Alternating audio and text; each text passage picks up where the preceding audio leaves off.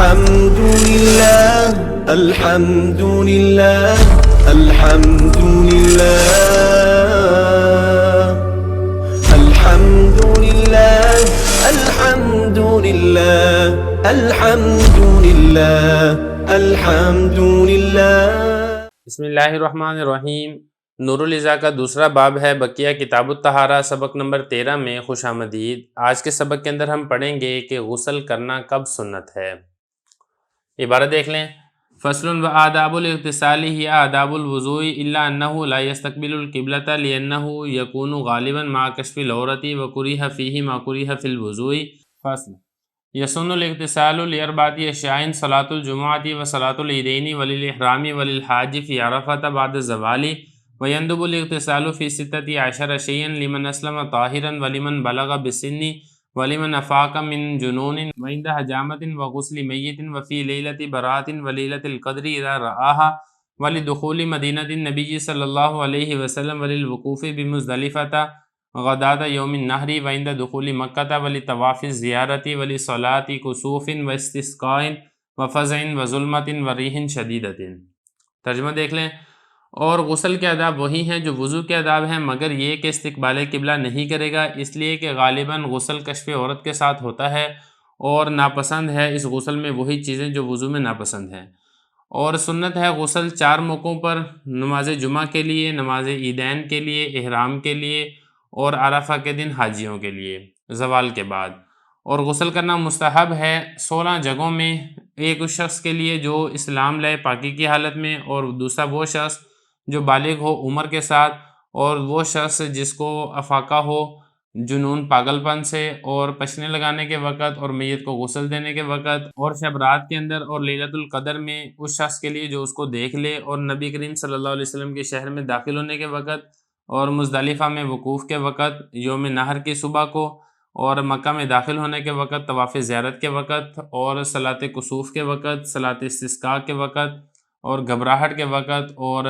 اندھیرے کے وقت، اور سخت ہوا کے وقت۔ عبارت و ترجمہ ہو چکا ہے، اب چلتے ہیں اس کی تشریح کی طرف۔ آج کے سبق میں 2 باتیں بیان کی جائیں گی، ایک تو یہ کہ غسل کے اندر ناپسندیدہ کام کون سے ہیں، اور دوسرا یہ کہ وہ کون سے مواقع ہیں جہاں پر غسل کرنا سنت ہے یا پھر مستحب ہے۔ تو سب سے پہلی فصل حضرت نے ذکر کیا ہے کہ غسل کے آداب کے بارے میں فرما رہے ہیں کہ غسل کے آداب وہی ہیں جو وضو کے آداب ہیں، مگر یہ کہ فرق یہ ہے کہ وضو کے اندر ایک ادب ہم نے یہ پڑھا تھا کہ وضو قبلہ کی رخ جانب ہو کر کیا جانا، یہ ادب میں سے ایک ادب ہے، لیکن غسل کے اندر یہ والا ادب نہیں ہے۔ غسل کے اندر بہتر یہی ہے کہ آپ استقبال قبلہ نہ کریں، کیونکہ عام طور پہ ہوتا یہ ہے کہ جب آدمی غسل کرتا ہے تو آدمی ننگا ہوتا ہے، اور ننگے ہو کر پھر قبلہ کی طرف استقبال کرنا یہ آداب کے خلاف ہے۔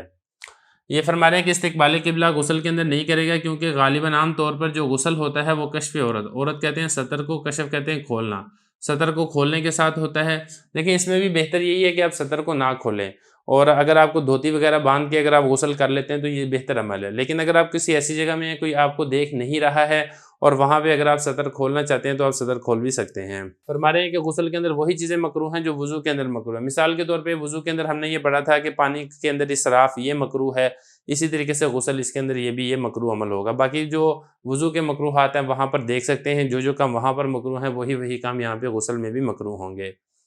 آگے فرما رہے ہیں کہ غسل کرنا سنت کب ہے؟ فرما رہے ہیں کہ 4 موقعوں میں، 4 چیزوں میں، یعنی 4 جگہوں میں غسل کرنا سنت ہے۔ نمبر 1 نماز جمعہ کے لیے، جمعہ والے دن اگر آپ نے جمعہ کی نماز پڑھنے جانی ہے تو پھر آپ وہاں پہ غسل کر کے جائیں، یہ سنت عمل ہے۔ اسی طریقے سے عیدین کی نماز، عید الفطر کی نماز ہے، عید الاضحیٰ کی نماز ہے، یہ آپ نے پڑھنے کے لیے جانا ہے تو آپ غسل کر کے جائیں، یہ سنت عمل ہے۔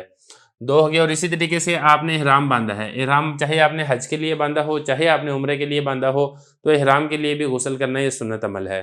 اور اسی طریقے سے جو حاجی ہیں وہ عرفہ کے میدان میں زوال کے بعد ان کے لیے یہ غسل کرنا یہ مستحب عمل ہے۔ 4 مواقع ہو گئے۔ اب اس کے بعد آگے بتا رہے ہیں کہ غسل کرنا مستحب کب ہے، تو فرما رہے ہیں کہ 16 جگہیں ایسی ہیں جہاں پہ غسل کرنا مستحب ہے، یا 16 مواقع ایسے ہیں جہاں پر غسل کرنا مندوب مستحب کو کہتے ہیں۔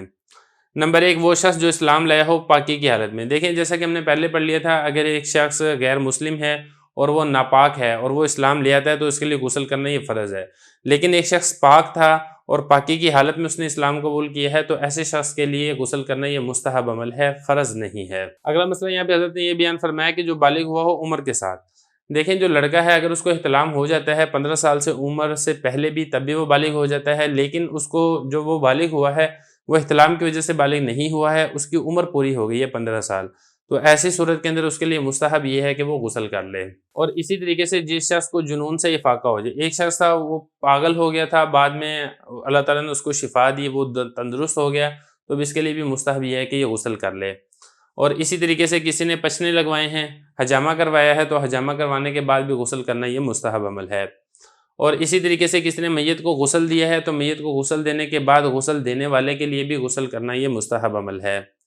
اور اسی طریقے سے جو شب رات ہے، شب رات کے اندر بھی غسل کرنا یہ مستحب عمل ہے۔ اور اگر کسی کو لیلۃ القدر کے بارے میں پتہ چل جائے یقینی طور پر یا کسی باخبر بندے کی اطلاع دینے کی وجہ سے، تو اس کے لیے لیلۃ القدر کے اندر بھی غسل کرنا یہ مستحب عمل ہے۔ اسی طریقے سے نبی کریم صلی اللہ علیہ وسلم کے شہر میں داخلے کے وقت بھی غسل کرنا یہ مستحب عمل ہے، کیونکہ وہ بھی ایک مقدس اور بابرکت جگہ ہے، لہذا اس کا احترام یہ بھی ضروری ہے۔ اور اسی طریقے سے مزدلفہ میں وقوف کے وقت یوم نحر 10 ذی الحجہ کی صبح کے وقت، دیکھیں یوم نحر کہتے ہیں قربانی کو، قربانی کا دن 10 ذی الحجہ ہوتا ہے، تو حاجیوں نے 10 ذی الحجہ کو وقوف مزدلفہ یہ کرنا ہوتا ہے صبح کے وقت، تو لہذا اس وقت مزدلفہ میں وقوف کے وقت اگر وہ غسل کرتے ہیں تو یہ بھی ان کے لیے مستحب عمل ہے۔ اسی طریقے سے اگر مکہ میں داخل ہوتے ہیں تو مکہ میں داخلے کے وقت بھی غسل کرنا یہ مستحب عمل ہے، کیونکہ مکہ بھی مقدس جگہوں میں سے ایک مقدس جگہ ہے۔ اور اسی طریقے سے طواف زیارت کے لیے، اب دیکھیں جو طواف زیارت ہے اس کا جو وقت ہے وہ 10 ذی الحجہ سے لے کے 12 ذی الحجہ تک ہوتا ہے، تو اگر تو آپ نے 10 ذی الحجہ کوئی وقوف مزدلفہ کیا ہے اور اسی میں ہی آپ نے طواف زیارت کر لیا تو ایک ہی غسل یہ کافی ہے، لیکن اگر آپ نے طواف زیارت آپ نے اگلے دن کیا ہے یا آپ نے 12 کو کیا ہے تو پھر آپ اس کے لیے الگ سے آپ غسل کر لیں، یہ بھی ایک مستحب عمل ہے۔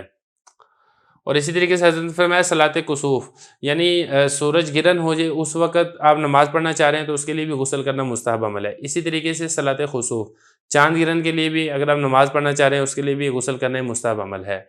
اسی طریقے سے استسقاء، بارش نہیں ہو رہی ہے، بارش کے اللہ تعالیٰ سے دعا مانگنے کے لیے جاتے ہیں، صلاۃ استسقاء پڑھتے ہیں، وہ ایک مکمل طریقہ ہے جو کہ ہم نے مختصر القدوری کے سبق کے اندر تفصیل سے بتایا، وہاں پہ دیکھ سکتے ہیں۔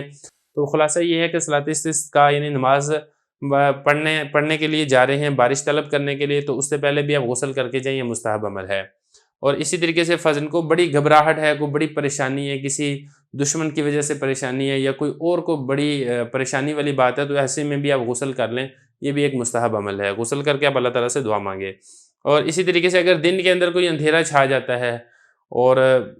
کوئی سخت قسم کی کوئی گھبراہٹ آ جاتی ہے، گھبراہٹ تو خیر ادھر ہو گئی ہے فجر میں، کوئی دن کے وقت روشنی کے وقت کوئی الگ سے اندھیرا آ جائے اور بالکل تاریکی چھا جائے، تو ایسی صورت کے اندر بھی ایک گھبراہٹ کا موقع ہوتا ہے، تو لہٰذا یہاں پر بھی آپ غسل کر لیں، یہ مستحب عمل ہے۔ اور اسی طریقے سے اگر سخت آندھی چلتی ہے، آندھی چاہے وہ دن کو چلے چاہے وہ رات کو چلے، تو اس وقت بھی غسل کرنا یہ مستحب عمل ہے۔